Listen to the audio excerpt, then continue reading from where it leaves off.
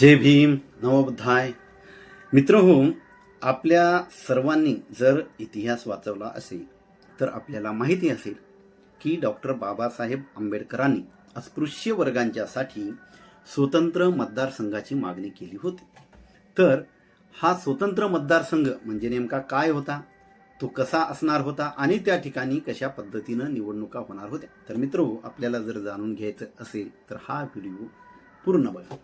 मित्र हो, 1930, 1931 आणि 1932 या साली झालेल्या इंग्लंडमधील गोलमेज परिषदा यांना उपस्थिती दर्शवून डॉक्टर बाबासाहेब आंबेडकरांनी आपली ही स्वतंत्र मतदारसंघाची मागणी त्या ठिकाणी ठामपणे युक्तिवाद करून ब्रिटनचे पंतप्रधान रॅमशे मॅकडोनाल्ड यांना ती पटवून दिली.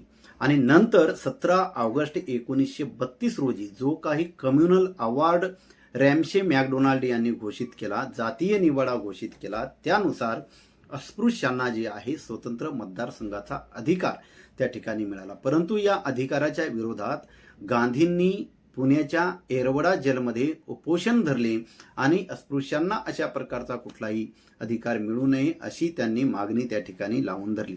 पण जेव्हा काही लोक डॉक्टर बाबासाहेब आंबेडकरांकडे जाऊन त्यांनी राखीव जागांचा पर्याय निवडावा स्वतंत्र मतदारसंघाच्या ऐवजी अशी मनधरणी केली आणि गांधीजींचे प्राण वाचवावे असा आग्रह धरला, तेव्हा डॉक्टर बाबासाहेब त्यांना म्हणाले की बाहेर असलेल्या विजेच्या खांबाला तुम्ही मला लटकवले तरीही चालेल, परंतु माझ्या बांधवांसाठी अस्पृश्यांसाठी आणलेला हा जो अधिकार आहे तो मी सोडायला कदापिही कुठल्याही परिस्थितीत तयार होणार नाही. अशा प्रकारची भूमिका डॉक्टर बाबासाहेब आंबेडकरांनी घेतली. तर मित्रहो, ही भूमिका बाबासाहेबांनी का घेतली, स्वतंत्र मतदारसंघ इतका का महत्वाचा होता आणि राखीव जागा बाबासाहेबांना का नको होत्या, हे आपण या व्हिडिओद्वारे समजून घेणार आहोत. तर मित्रहो, स्वतंत्र मतदारसंघामध्ये काय असणार होतं की स्वतंत्र मतदारसंघामध्ये 2 उमेदवार उभे राहणार होते. एक उमेदवार असणार होता अस्पृश्य समाजाचा आणि दुसरा उमेदवार जो आहे तो असणार होता उच्चवर्णीय सवर्ण समाजाचा. तर मित्रहो, अस्पृश्य समाजाचा जो उमेदवार आहे तो अस्पृश्यांसाठी लढणारा, झगडणारा, त्यांच्या समस्या सोडवणारा, त्यांच्या सुखदुःखामध्ये सहभागी होणारा असा हा व्यक्ती असणार होता, ज्याला अस्पृश्य समाज निवडणार होते आपला प्रतिनिधी म्हणून. आणि दुसरा जो सवर्ण समाजाचा जो उमेदवार असणार होता तोही उमेदवार अस्पृश्यांसाठी जर लढणारा असेल, झगडणारा असेल, त्यांच्या समस्या सोडवणारा असेल, त्यांच्या सुखदुःखामध्ये सहभागी होणारा असेल तर सवर्णांमधील अशाच उमेदवाराला अस्पृश्य समाज हा निवडणार होते त्या ठिकाणी. आणि त्यामुळे होणार काय होतं की हे 2 उमेदवार जे आहेत एका मतदारसंघामध्ये हे अस्पृश्यांच्या समस्या मांडणारे, त्यांच्या सुखदुःखांची चर्चा त्या ठिकाणी करणारे असे हे उमेदवार असणार होते.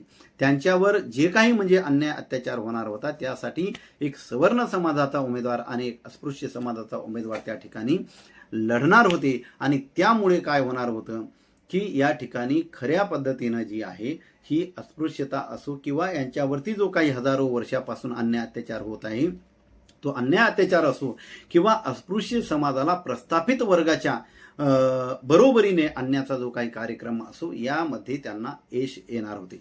परंतु राखीव जागेमुळे नेमकं काय या ठिकाणी झालेलं आहे, राखीव जागेमुळे असं झालेलं आहे की अस्पृश्यांमधला जो काही उमेदवार त्या ठिकाणी उभा राहतो किंवा त्यांचा प्रतिनिधी म्हणून तो जो काही लोकसभा, विधानसभा किंवा इतर ठिकाणी तो जात असतो तर तो प्रतिनिधी हा अस्पृश्यांचा खराखुरा प्रतिनिधी नसून तो केवळ सवर्णांचा, उच्चवर्णीयांचा प्रतिनिधी म्हणून त्या ठिकाणी जात असतो. कारण ज्या मतदारसंघामध्ये अस्पृश्यांना राखीव जागा सुटलेली असते त्या जागेवरती सवर्णांच्या मर्जीतला असलेला, सवर्णांसाठी काम करणारा, सवर्णांचा अजेंडा पुढे घेऊन जाणारा उमेदवारालाच त्या ठिकाणी त्यांनी प्रतिनिधी म्हणून निवडलेलं असतं, उमेदवार म्हणून निवडलेलं असतं. आणि अशा उमेदवारांना अस्पृश्य समाजाची लोकसंख्या कमी असल्यामुळं अशा उमेदवाराला निवडून देणारे जे असतात ते सवर्ण लोकच मोठ्या प्रमाणात असल्यामुळे या उमेदवाराला अस्पृश्य समाजाच्या लोकांसाठी काम करण्याची, त्यांच्यासाठी झगडण्याची, त्यांच्यासाठी लढण्याची, त्यांच्या सुखदुःखामध्ये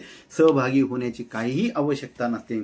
आणि त्यामुळे आज जी ही परिस्थिती आहे ही परिस्थिती निर्माण झालेली आहे. कारण ज्या ठिकाणी जे काही अस्पृश्य समाजाचे जे काही उमेदवार आहेत किंवा जे काही नेते आहेत, जे काही तरुण आहेत, कार्यकर्ते आहेत, तरफदार आहेत, जे समाजासाठी लढतात, झगडतात, संघर्ष करतात, त्यांच्या सुखदुःखामध्ये सहभागी होतात, अशा लोकांना त्या ठिकाणी संधी मिळत नाही. ते जरी निवडणुकीला उभे राहिले तरी त्यांची निवडून येण्याची शक्यता अत्यंत कमी असते. परंतु जे लोक अशा पद्धतीनं अस्पृश्य समाजाच्या कुठल्याही उपयोगी पडत नाहीत किंवा अस्पृश्य समाज ज्या लोकांना ओळखतही नाही, जी लोक अस्पृश्य समाजामध्ये जाऊन त्यांच्या समस्या सुद्धा जाणून घेत नाहीत, जी लोक अस्पृश्य समाजासोबत आपल्या समाजासोबत फटकून वागतात, दूर अंतर ठेवून वागतात, अशा लोकांना त्या ठिकाणी निवडून आणल्या जातं. आणि त्यामुळे अस्पृश्यांच्या ज्या काही समस्या आहेत त्या स्वातंत्र्यानंतर ज्या आपण बघतो आहोत, म्हणजे अस्पृश्यच नाही तर याला SC ST OBC या तिन्ही घटकांना हा जो आहे पुणे करार जो झालेला आहे, हा पुणे करार अशा पद्धतीनं लागू झालेला आहे. आणि मग SC ST OBCचे जे काही प्रतिनिधी जातात हे SC ST OBCच्या नावावर जातात, पण काम मात्र त्या ठिकाणी ब्राह्मणवादी लोकांचं करतात. आणि त्यामुळे SC ST OBCच्या ज्या समस्या आहेत त्या समस्या जैसे तेच राहिलेल्या आहेत, त्यांच्यामध्ये काहीही बदल झाला नाही. आणि त्यामुळे डॉक्टर बाबासाहेब आंबेडकरांचा आग्रह असा होता की स्वतंत्र मतदारसंघच असला पाहिजे, राखीव जागा नसल्या पाहिजे. मित्रहो, तुम्हाला हा जर व्हिडिओ आवडला असेल तर नक्की सबस्क्राईब करा, लाईक करा, शेअर करा आणि कमेंट करून सांगा. जय भीम, नमो बुद्धाय, जय संविधान.